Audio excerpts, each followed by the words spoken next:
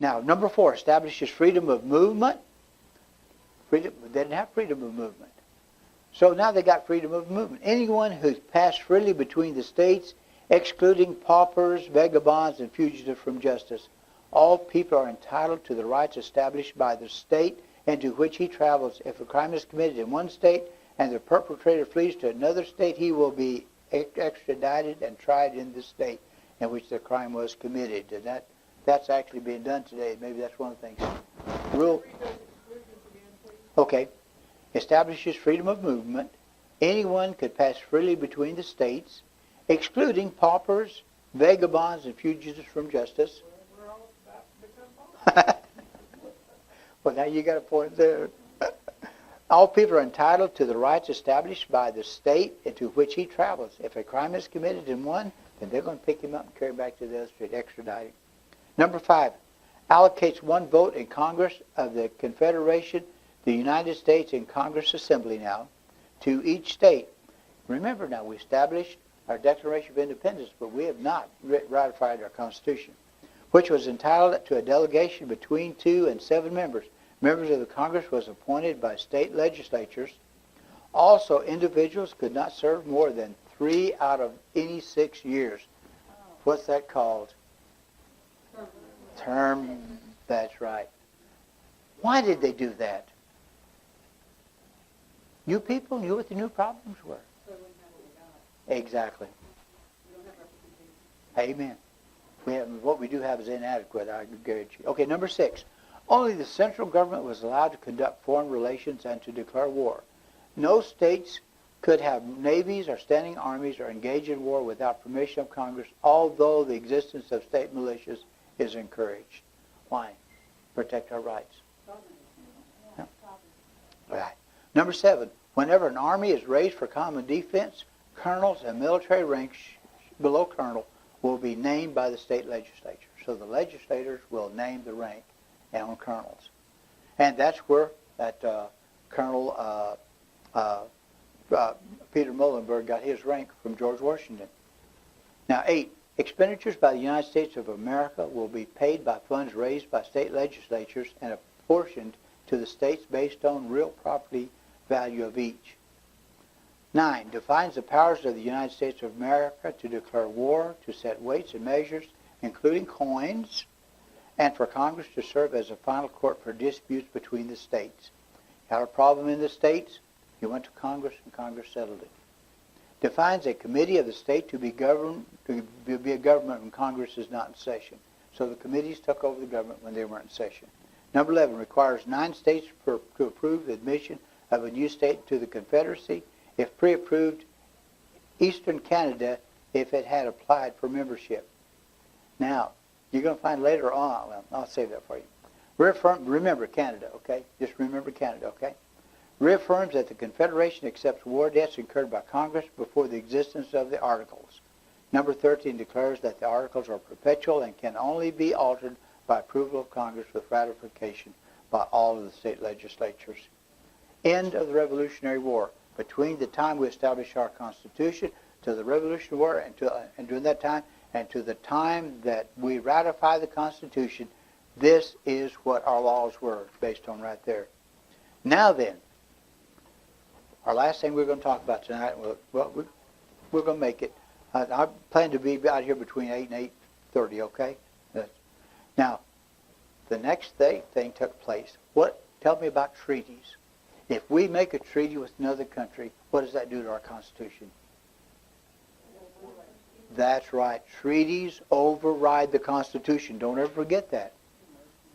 Now, why? Because we're supposed to know the Constitution, so we're supposed to be able to tell our legislators, you don't get involved in making that treaty unless it's beneficial and it's the right thing to do.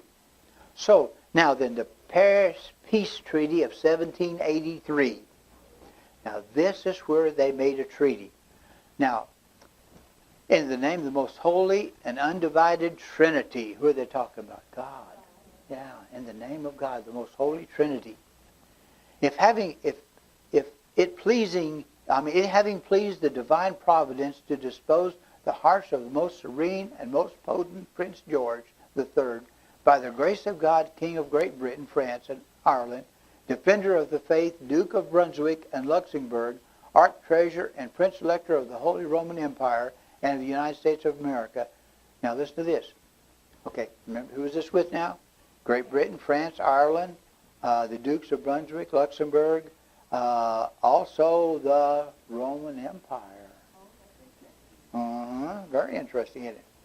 Now here's what they're going to say. We're going to forget all past misunderstandings and differences that have unhappily interrupted the good correspondence and friendship which they mutually wish to restore, and to establish such a beneficial and satisfactory intercourse between the two countries upon the grounds of reciprocal advantages and mutual convenience as may promote and secure both perpetual peace and harmony. And remember what they said? What we're not going to call it a nation, we're not going to call it a country, we're going to call it what? Friendship. They're coming back, they wanted friendship. I think that's pretty cool. Having for this desired end already laid the foundation of peace and reconciliation by the provisional articles signed at Paris on the 30th of November, 1782. By the commissioners' empowerment on each part, which articles were agreed to be inserted in and constitute the treaty of peace proposed to be concluded between the Crown of Great Britain and the said United States, but which treaty was not to be concluded until terms of peace should be agreed upon between Great Britain and France and His Britannic Majesty, I think that's pretty good, King George, His Britannic Majesty, should be ready to conclude such a treaty accordingly. And the treaty between Great Britain and France having since been concluded, His Britannic Majesty and the United States of America, in order to carry into full effect the provisional articles above mentioned according to the tenure thereof, have constituted and appointed, that is to say, His Britannic Majesty, on his part, David Hartley, Esquire, members of the Parliament of Great Britain, and the said United States, on their part, John Adams, Esquire, late a Commissioner of the United States of America, at the Court of Versailles, late delegates in Congress from the state of Massachusetts, and Chief Justice of the said state, and ministers of the said United States, to their highest mightiness, the States General of the United Netherlands, the interested United Netherlands, Benjamin Franklin Esquire, late delegate in Congress from the state of Pennsylvania, President of the Convention of said state, and Minister from the United States of America in the Court of Versailles, John Gay Esquire, late President of Congress and Chief Justice of the State of New York, and ministers from the said United States of the Court of Madrid, to be for the concluding and signing the present definitive treaty, who after having reciprocally communicated with respective full powers have agreed upon and confirmed the following articles. And those articles, there's not too many of them, there's a few of them. First of all, His Britannic Majesty acknowledged the said United States, New Hampshire, Connecticut, and all of them. He acknowledges all of them as independent states, and they treats them with as such, and for himself, his heirs and successors relinquish all claims to the government, propriety, and territorial rights of the same and every part thereof. They put it in writing. It means that the king relinquishes any hold he has on the colonies, and they're totally free, all of them. Yeah, Treaty of Paris. Mm-hmm. This was a follow-up in 1783. See, 1776, and we went through the war, and then we had the provisional government, which in between, and then now we're getting down to the point where they actually establish a treaty. And we should know these things. Did you know that? We should know them. I'm going to tell you, I don't know them as well as I'm going to. Now, Article 3 says, it's agreed that the people of the United States shall continue to enjoy unmolested the right to take fish of every kind on the Grand Bank and all other banks of Newfoundland, also in the Gulf of St. Lawrence, and all other places in the sea. And now, what had happened? King George had shut those places down, see, and they couldn't fish in them. He was hurting them really bad. And so he says, where the inhabitants of both countries used at any time thereof to fish, and also the inhabitants of the United States shall have liberty to take fish of every kind on such part of the coast of Newfoundland as British fishermen shall use, but not to dry or cure the same on that island, and also on the coast, bays and creeks of all other of His Britannic Majesty. I love that, Britannic Majesty. So they were trying to make him think he was important. and labor so long as the same remain unsettled, but so soon as the same of either of them shall be settled, it shall not be lawful for the said fisherman to dry or cure fish at such settlements without a previous agreement. Number 4, it is agreed that the creditors on each side shall meet with no lawful impedance to the recovery of full value of sterling money or of all bona fide debts hitherto contracted. So, saying, okay, boys, we all break even, and your creditors on either side shall meet with no lawful impedance to the recovery of the full value of their sterling money. Well, it just, pardon? Yeah, right, yeah, that they could collect the money in sterling silver, yeah. And so they could collect it, yeah. Article 5. It is agreed that Congress shall earnestly recommend to the legislatures of the respective states to provide for the restitution of all estates, rights, and properties. Now, okay, they're going to get back all their properties that the English taken from them. They get back all the properties and everything. And the British subjects and also of the state rights and properties of person resident in strict possession of His Majesty's arms, and who have not borne arms against the said United States. And that persons of any other description shall have free liberty to go to any part or parts of the 13 states, and thereto to remain 12 months unmolested in their endeavor to obtain the restitution of such of their estate rights and properties, so as to have been confiscated, that the Congress shall also earnestly recommend to the several states. So they're putting it down in writing at a treaty that this is what their rights are going to be, and England is agreeing to it.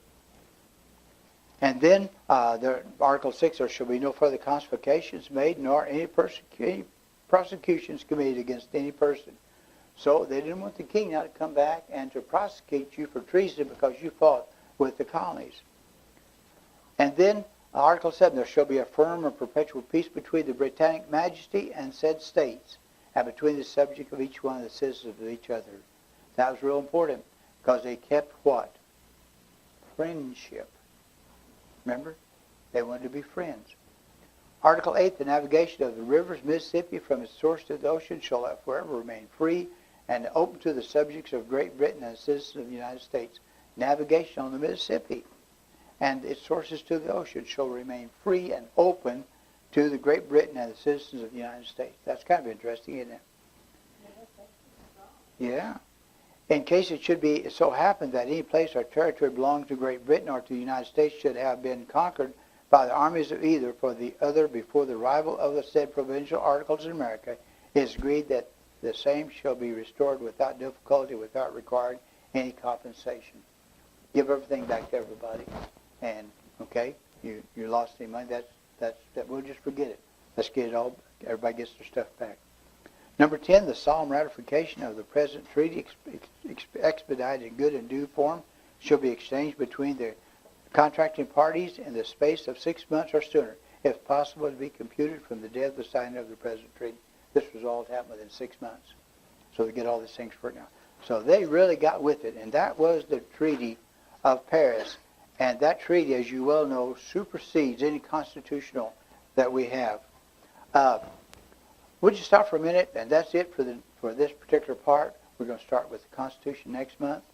And actually, got some good stuff on it. You're going to get another sheet. No, next month. So I've been, we've set this up for the 4th Thursday of every month, which is our regular GOP meeting. Pardon? Last Thursday. I'm sorry, y'all. Last Thursday, excuse me. The last Thursday of every month.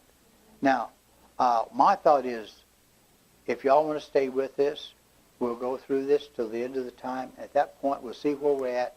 We will set a time to continue these meetings. And if you feel like that you're learning something, which is our whole intent, is to learn something of what was going on, enough of it that we can repeat it, we can remember it, and we have a good idea of what our constitutional right, our Declaration of Independence. And when any country comes upon another country and imposes such sanctions that harms the lifestyle, the government, and the people of that country, that will be tyranny, and we're said to cast out, fight against tyranny. Do we have tyranny in the United States? Yes. What is our basic way of fighting right now? The vote. right? The vote. Are you going to talk to your senators and your representatives, state and federal as well, and you're going to find out from them what they know about the Constitution? I am.